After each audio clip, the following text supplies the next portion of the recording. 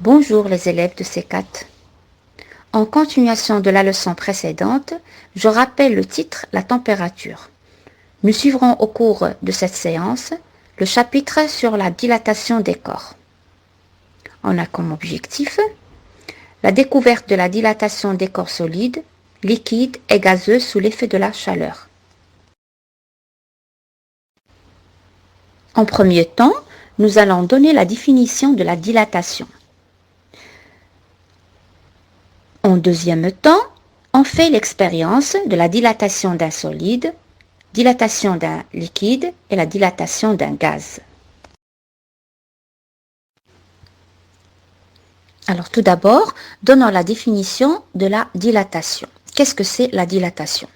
Alors la dilatation, c'est l'augmentation de volume dans toutes les directions et tous les sens d'un solide, liquide ou gaz.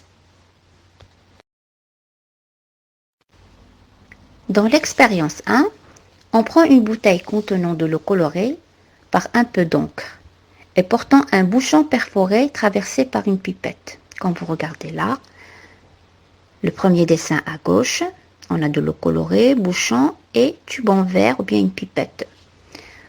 Alors on met l'ensemble dans une cuve d'eau très chaude. Alors tout l'ensemble du premier, on le prend et on le met dans un grand bassin d'eau chaude. Alors on va poser la question, qu'est-ce qu'on remarque? On remarque qu'il y a de l'eau qui monte dans la pipette. On pose la question, pourquoi cette eau monte dans la pipette? Donc pourquoi l'eau monte? L'eau monte car il y a une détente ou dilatation de l'eau. Ça veut dire que l'eau, il s'allonge, il se détend. Il augmente son volume et il se détend. Donc l'eau colorée sous l'effet de la chaleur. Donc il y a dilatation de l'eau colorée sous l'effet de la chaleur. Alors on va faire sortir la bouteille de la cuve chaude. On va la faire sortir de l'eau chaude vers un milieu froid. Que va-t-il se passer? L'eau colorée diminue de volume. Il revient à son état initial. Ça veut dire il revient à son état de début, de l'expérience de début. Il revient à son état initial. On dit qu'elle se contracte. L'eau se contracte. Dans la deuxième expérience, on utilise un bout de fil d'acier sur lequel est fixée une masse ou bien un poids. Puis, on le place sous l'action de la chaleur pendant quelques minutes. Regardez bien, dans la situation 1, on a une masse qui est fixée par un support avec un poids. On l'expose à une chaleur. La masse ne touche pas le sol. Dans la situation 2, on remarque que la masse touche le sol. Que remarquez-vous? Dites pourquoi.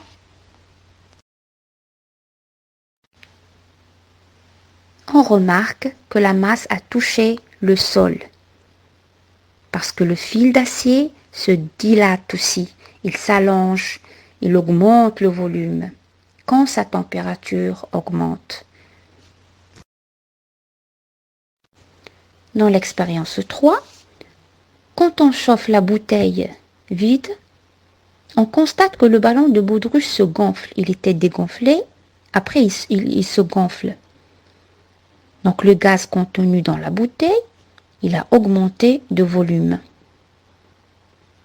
C'est la dilatation. Alors c'est le fait que le volume d'un gaz augmente sous l'effet de la chaleur, on dit que c'est la dilatation. Donc, sous l'influence de la chaleur, les gaz se détendent et se dilatent. Alors, concluons ensemble, les enfants. Alors, sous l'action de la chaleur, les solides, les liquides et les gaz s'allongent. On dit qu'ils se dilatent. Quand ils se refroidissent, leur dimension diminue. Ils se contractent.